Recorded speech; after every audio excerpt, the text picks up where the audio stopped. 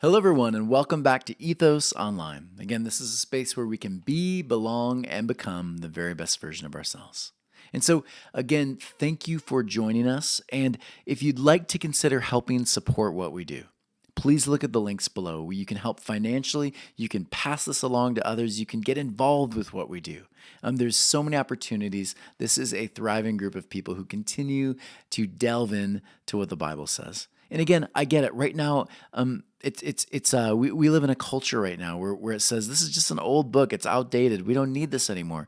But for me, whenever I pick up this book, whatever stage I'm at in my life so far, there's always so much beauty and meaning and depth. It always seems to pop up. These different stories, they always bring something new on the next reading. And so, because we take time to look at the context, because we take time to look at the culture, the time period it was in, because we decide to look at the author's intent, when we do all of this, everything about the stories and the wisdom writings, they just hum. It comes alive. And so that's why, again, we believe looking through the book of Genesis, you can't just do it in a quick children's version, jump from one story to another. When we do that, it just robs the text of its meaning. And so to really understand it and then learn to apply it, we have to take some time. For Jewish people, they would study this book. This was their textbook. And so when you were young, you were studying Torah, the first 5 books of the Old Testament, Genesis, Exodus, Leviticus, Numbers, Deuteronomy. You were studying this book. And so by the time you're 12, you would be standing in front of a rabbi and you would be drilled over these texts and their meaning and what other rabbis have said about the text. It was so crucial to life. And so these Jewish people, they knew the texts. And so anytime there's a reference toward anyone in the Bible, they pick up on it. So you can imagine in the New Testament, when they're reading it, they're seeing all these interesting Old Testament connections. They are seeing the book of Genesis over and over again. When they're reading about Jesus and the miracles and all of these wisdom teachings, they're seeing the Old Testament in Jesus because they studied, they took time to understand. This was a part of their life. But again, most of us watching this, we're not Jewish, right? We're not living in those eras. And so it's so important if you're going to pick up a book, a very ancient book, it's so important to do your homework. And so that's why for us in this study over Genesis, for us, it's so important, so valuable to take time, really understand the deeper meanings. And so Genesis, right? We again look at the deeper meaning. We have Genesis where again, these people are brought forward. They're basically exiled, right, by the Babylonian army. And so the Babylonians come in. They basically, again, they destroy most everything that's Hebrew. They march the Hebrews hundreds of miles on foot. Yeah, they take them all the way to Babylon. And there in Babylon, 587 AD, after their temple's destroyed, it seems like their God has forsaken them. Their God lost. Right? Babylon's God has just defeated our God. That would have been the mindset of these people in that time era. And they're crushed. But for some reason, this group of people, they do not assimilate like the other tribes do. They hold on. And so the way they hold on is they tell their stories. And they begin to compile the stories, right? The oral traditions, all of it. Because they want to hold on to it. They don't want to give it up. Because for them, being Hebrew, it's a part of life, right? It's not just some tradition. It's not some empire you follow seasonally, right? This is who you are. It's your identity. And they were not willing to let their identity go. And so they compile all of the stories, all of the metaphors, all of the warnings. They essentially put together the poetry, the mythology, the warnings, all of it. They put that all together in what we know as in the Old Testament, for Christians who read this, Genesis, Exodus, Leviticus, Numbers, Deuteronomy. It's all essentially who the Hebrews are, right? It's the warnings, it's the struggles, it's the reminders. Everything is all about Israel, who they are, where they've been, where they're going. That's the point. And so the telling of Israel, right? The Torah is essentially showing Israel over and over again, miniaturized metaphor, right? Israel is Adam is the metaphor for Israel. Yeah. Beautiful, right? Moses, metaphor for Israel. All of these different individuals, all throughout Joseph, Joshua, you'll see over and over again. We'll make all these connections. And when you see it, it's beautiful. It just makes sense. And so, Genesis, we've moved through Genesis. We're on chapter 4 now. So we've gone through 1, 2, we've gone through the poetry, we've gone through all of this. Now we're at the stories. And so in chapter 4, we moved through last time. We talked about Cain and Abel, what they represent, right? We remember that Cain is the reminder of Adam's fall, right? Choosing not to allow wisdom to walk with the knowledge, right? The passion. This is the curse, right? Again, the rabbis say it's not a literal curse, it's an observation, right? Cain, Adam, they will be tempted to find their value, their identity in what they do. This is a universal curse, right? Not a literal one that God puts on them. That's not the point. Not at all. But the beauty here is that Cain becomes the new metaphor for moving in the wrong direction. Cain chisels away at wisdom. Whereas Abel, of course, was the picture of nourishment to the world, right? When wisdom is the life, it's the life spring, right? For the followers of Israel. That is what gives them life. It's what gives them hope. It's what steered them in the right direction. Wisdom. And so you have Cain and you have Abel. Where we're picking up the story right now in Genesis chapter 4, after Cain makes the mistake of murdering his brother, this God is not happy with Cain. And so there is a response. And again, remember, this is metaphor, right? There's something deeper going on underneath the surface. We'll see it. So what I'm going to do today is I'm going to read and I'm just going to expand. Instead of going through the whole thing, because there's a good amount we're going to do today, I'm not going to read the whole thing all at once and then go back. I'm going to read it through as we go and expand on this. And actually, this is the posture of what a rabbi would do. Today, and when you go to a Christian church, right, you see the pastor get up, he gives a compelling sermon, he's walking, he's pointing when the smoke machine could come on and the lights and the music, stir the music, all of that. No, that's not what a rabbi would do. A rabbi, a teacher, what they do is they sit on a stool or a rock back then, and they would just expand on the writings that were given to them, the wisdom writings. They expand on them. And so I'm going to share with you model kind of what they would do. So here we go. In Genesis 4:11-26, it starts like this. And now Cain, because of what you did, you are cursed even more than the ground, which opened its mouth to take your brother's blood from your hand. Now notice the curse, because it's very, very similar. Again, this is a repeated story here, right? We already saw the one. We saw Adam who falls, right? His curse, it follows. Here's another one. We see the same story retold in a new character. Israel miniaturized in a new character. So when you till the soil, it will not continue to give its strength to you. You shall be a wanderer and an exile in the land. So again, you, Cain, because you chiseled away at wisdom, because you allowed your base passions to lead you, because you went the wrong direction, everywhere you go, you're going to be tempted to find your value in the power you hold over others, right? And so violence, you're going to find it's going to follow Cain everywhere he goes, because his identity is not, it's mainly coming from his hands, what he's doing. And that can lead us in some really bad directions. This is the story of Adam retold there, isn't it? It goes on.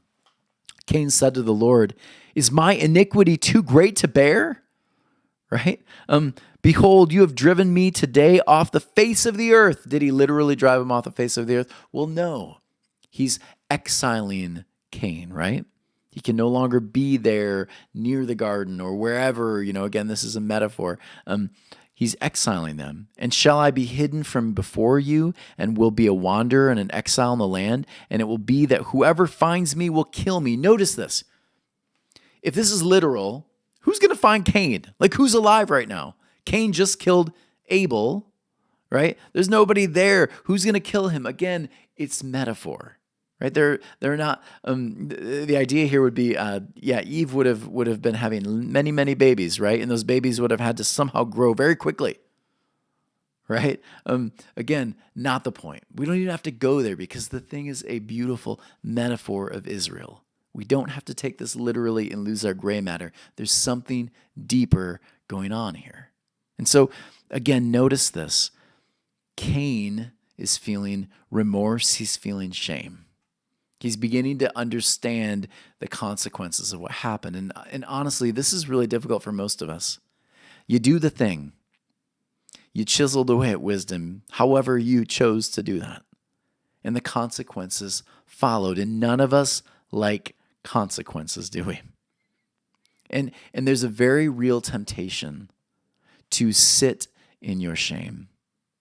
There's a very real temptation to beat ourselves up over the shame and the guilt, isn't there? But here's the thing, I want you to know this today. If you sit in the shame and the guilt too long, and again, it's okay to feel shame and guilt, right? You should feel that. If you hurt someone, or if you went the wrong direction, if you steered that wisdom in the wrong direction or hurt someone, got it. Like feeling that, that's right, that's normal. That means you're human. But to sit in it is going to hurt your journey. If you cannot forgive yourself, your journey is stilted, right? Your journey, it's stunted. Maybe a better word, it's stunted. There is no more forward motion. Sometimes many of us, when we make the mistake, when we've chiseled at wisdom, sometimes the best thing to do at that moment, admit the pain, admit the shame that comes along with it, and then move on. And so if that's you today, I want to just tell you, choose to move on. Don't let this stop your journey. You made a mistake, and that's okay. You made a mistake. Now move on. The story goes on.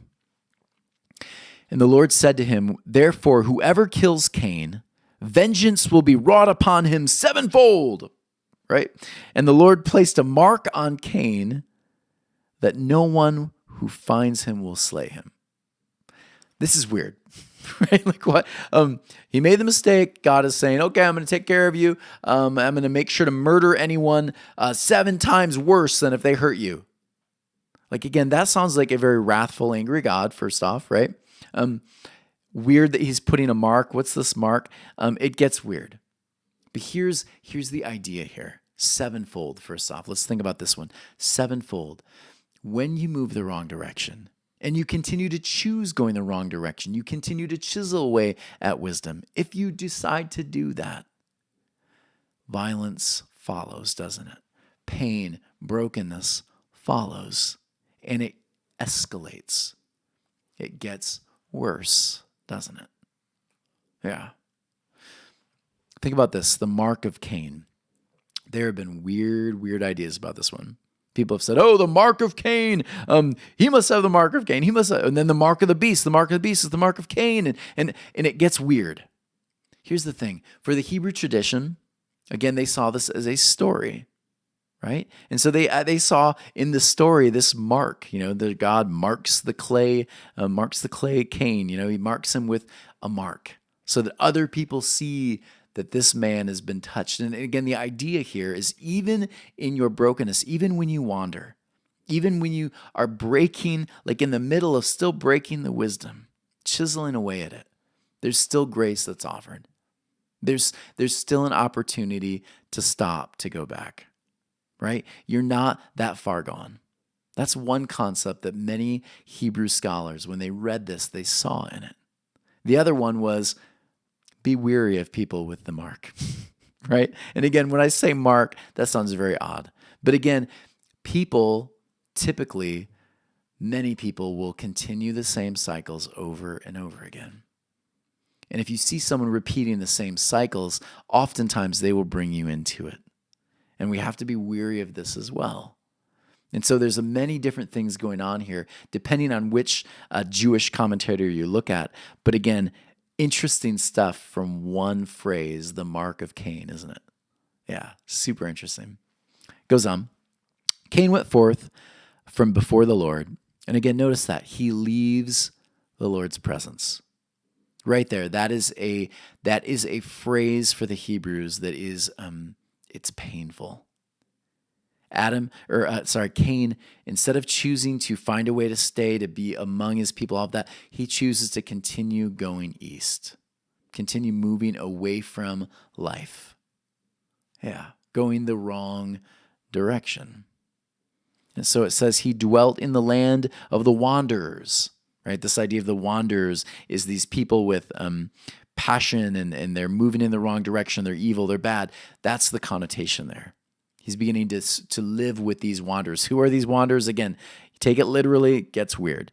Understand the metaphor, makes sense. Yeah. To east of Eden, again, east of Eden.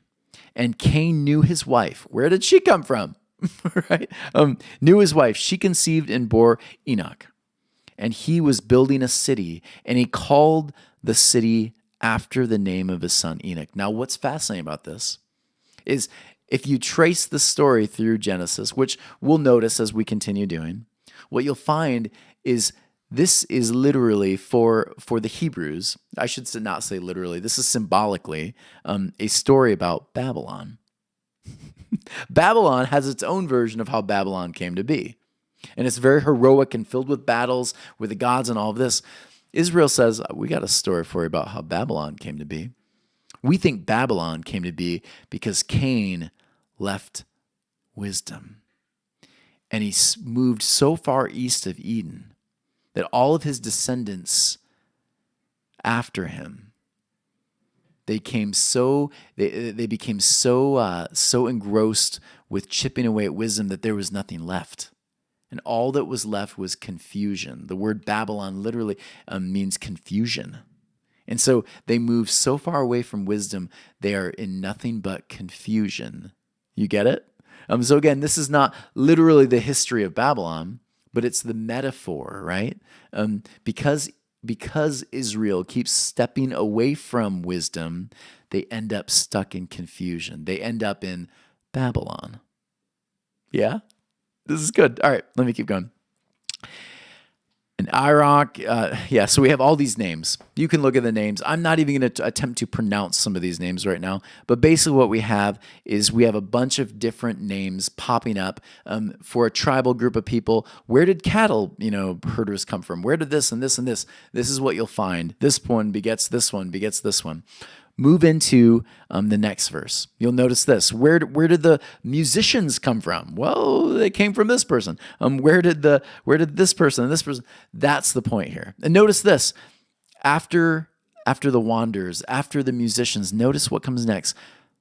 This next individual who sharpened all tools, cut copper and iron. Do you remember this? Yeah, the metal workers. Again, for them, this is a symbol, again, chipping away at the wisdom. The metal workers. Who's associated with that? Of course, it's Cain. Yeah. Slain by a man wounding and a child bruising. Notice this. Again, we move from wisdom into chiseling away the wisdom, into confusion, and now into an escalation of violence. It is the cycle, isn't it? It's Israel's cycle. Yeah. If Cain shall be avenged sevenfold, then Lamech it shall be 77-fold, right? So 70. And Adam knew his wife again, and she bore a son and named him Seth, for God has given me another seed instead of Abel. And Cain slew him. And to Seth also, to him a son was born, and the name is Enosh. And then it became common to call by the name of the Lord. So again, notice, more violence, more pain, more brokenness, sevenfold, right? There was violence. Wherever Cain went, there was 7 times the violence. But wherever the next generations, his kids go, and his grandkids go, there's not just 7 times the violence, there's 70 times the violence. Think about that for like raising kids. We talk about generational sin, right? This idea of passing down poor behavior, poor patterns. What you do as a parent matters so much. The patterns you start now, they will continue. And I wonder how this works for churches and organizations. The things you do now set a tone for the rest of that existence of your church or your community or your company, right? For your kids, it means everything. The tone you set, the direction you're going is the direction they may end up, but they just may end up 4 miles down the road where now it's no longer 7 times the violence, it's 70. Yeah. What you do now matters. I wanted to talk about this. This idea of 7, right? 70 times 7. Many of you who have read the teachings of Jesus, you immediately thought of it too, didn't you? You went there. You went to this verse, Matthew 18:21 through 22, because it is the opposite of the Cain story. It is the opposite of the Lamech story. 70 times the violence, 70 times the escalation of pain and brokenness, right? It's the opposite message. It is the Abel message. And here's what it says. Then Peter came to him and said, Lord, how oft shall my brother sin against me and I forgive him? Till 7 times? Jesus said unto him, I say unto thee, until 70 times, but until 70 times 7. So watch this. For the people during the first century, the idea here was you don't just get 3 strikes, you get 7. But when seven times someone hurts you, when someone does something 7 different times to you, after the 7th, you have the right to do the same thing back to them. It's your right. And the Pharisees would argue about this all the time. Should it be 7 or should it be less? And they would take full advantage of this. And so you had people, neighbors, who would keep track of each other. And after the 7, they would hurt, they would escalate the violence. And before you knew it, everyone's keeping track of everyone else's stuff, right? Everyone else is escalating the violence more and more. The counting of sins against each other. That's no way to live. And so Jesus here, he flips the whole Lamech story upside down, the whole Cain story upside down. He says, rather than escalating the tallying, right, the counting of sins, rather than escalating the violence, Jesus says, no, we go the opposite direction. We forgive 70 times 7, right? You don't just forgive 70, the opposite of Lamech, you go beyond that. Because you can never forgive enough. When you love someone, you're willing to forgive. Now again, if you're in a relationship and it's destructive and this person's hurting you, that's not the kind of forgiveness I'm talking about. It's learning to see the best in someone. Those people around you, your neighbors, your friends, your spouse, unless of course there is something really terrible going on. In that case, run, right? But this is Jesus flipping a whole system upside down. A system of keeping tallies of others' sins, of escalating violence. Jesus says, no, we're flipping that upside down. We're flipping the table. We're going to escalate forgiveness, love, compassion. Those are the things worth escalating, worth multiplying. And again, essentially, this is Abel, right? This is the Abel story. Everywhere Abel goes, he brings nourishment, life. Not escalation of violence, but an escalation of compassion, love, mercy. That's the beauty of Abel. I have a friend, he was telling me, for the longest time, he and his dad just went back and forth, back and forth. They were so mad at each other over something, it was ridiculous. When he told me the story of what actually caused the conflict in the beginning, it was almost laughable. But as conflicts are, when they're not resolved, more things pop up, and before you know it, you're no longer talking. You're no longer sending cards. You're no longer communicating. You're not doing phone calls, anything. And it's really hard to communicate with someone after years and years of not talking, isn't it? And so the bitterness and the anger, the resentment got worse and worse. He had kids, never took them to see dad. It got worse and worse. Dad tried to reach out over and over again. I'm sorry, he tried to say over and over again, would not listen. He told me dad died of pancreatic cancer. And he said his biggest regret was not forgiving his father. Not forgiving his father. Not taking his kids to get to know his dad. He said it was such a piddly thing that he held on to.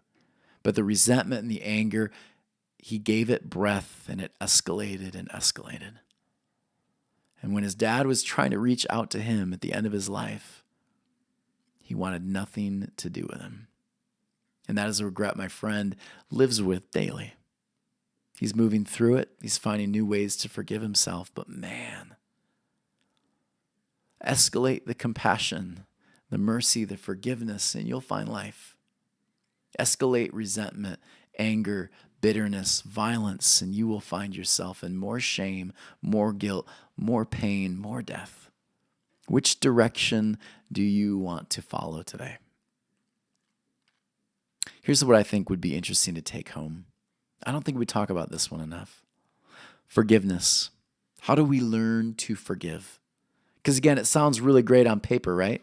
When Jesus says it, it's like, yeah, I should forgive. But then when someone does you wrong, holy cow, right? It's hard to actually put this to practice. So here's a couple ideas I wanted to share with you about forgiveness. Number one, the worst thing we can do is pretend it didn't happen. If someone wronged you and you just kept, not a big deal, that's not going to resolve the issue.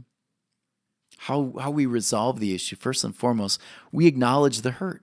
We let someone know, look, that hurt. That was painful. What you said hurt. What you did hurt. We acknowledge that it happened. We acknowledge it first. It did happen. We don't minimize it. We don't deny it. This wrong that was done to you. We don't do that. We don't come up with excuses for the offender. No. We acknowledge the pain, the brokenness, the hurt.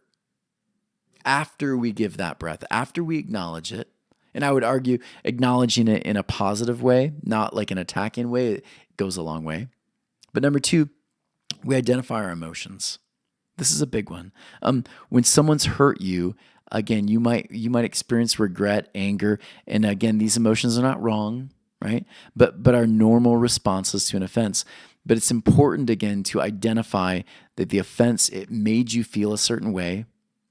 And so when you can identify, I'm feeling angry, I'm feeling sad, I'm feeling whatever, identify the emotion that comes up. When we can identify it, we can allow it to either have breath or not. We know anger doesn't always bring great responses, does it? Identify the emotion you're feeling. Ask questions of the emotion. Number three, cancel the debt. Cancel the debt. Write a blank check, right? Write a blank check of the forgiveness. Don't hold on to it anymore, right? A friend of mine said, not forgiving someone is like buying the rat poisoning to kill the rat and then eating the poison, thinking you're hurting the rat. Yeah, you're only hurting yourself. Cancel the debt. Don't hold on to it anymore. You voiced it. You talked about it. You identified the emotions you have. Now cancel the debt. Don't hold it against them anymore or against yourself. Sometimes it's learning to forgive ourselves. Cancel the debt. Sometimes we need to set boundaries too, though. Maybe an individual keeps going there, keeps attacking, keeps hurting you, keeps offending, whatever it is. Learn to set boundaries. Don't continue to look for approval from that person, right? You don't need it. Especially people who continue to hurt you. Set boundaries, right? Maybe certain people you only spend so much time with because after a while it's not safe space, right? Learn to set those boundaries. Certain discussions are good, so certain ones aren't. Set the boundaries. The last one, make a commitment to forgive. I think it's telling yourself, I am committed to forgiving, not holding things in, not wanting to hurt people. Commit to forgive. Commit to not using the thing that they have against you as a weapon, right? That's important. I'm going to commit to forgive. I'm not going to keep bringing this up over and over again. Like, what a great way to experience a divorce. right? The couple who just can't let the thing go, whatever the thing is. If you keep bringing that up, it's only going to kill that relationship. Commit to forgive, and you'll find life. This verse I want to leave with you today, Proverbs 17:9. It says, love prospers when fault is forgiven. Notice that. Love prospers. What a great idea. It's profitable, right? Love, it grows. It gets bigger and bigger, right? It's beautiful when faults are forgiven. But dwelling on it separates close friends. When we dwell on the thing, when we sit with it and we stew, right? And this is why it's so important for couples to and good friends to just talk about it. Move through it. Don't dwell on the anger. Move through it. Once it's done, move on. Proverbs 17:9. Take some time with that one. Look that one over. Meditate on it. Maybe even pause and look at that for a few minutes. Are you dwelling on certain things that are separating you from friends, from your partner, from whoever? Are there certain things you're dwelling on that maybe we need to let go of and forgive so that love can prosper? Everyone, thank you so much. This was a lot of fun. As always, please consider donating. www.ethos-church.org/donate. Consider partnering with us. Donating this is super helpful. Having that support every week, continuing these videos, podcasts, all of it. The Ethos Living Rooms, it's so helpful for keeping what we do alive. And speaking of Ethos Living Rooms, again, the first and the third month, we have these discussions that are just out of this world. We talk about love. We talk about all of the different teachings of Jesus. We go deep.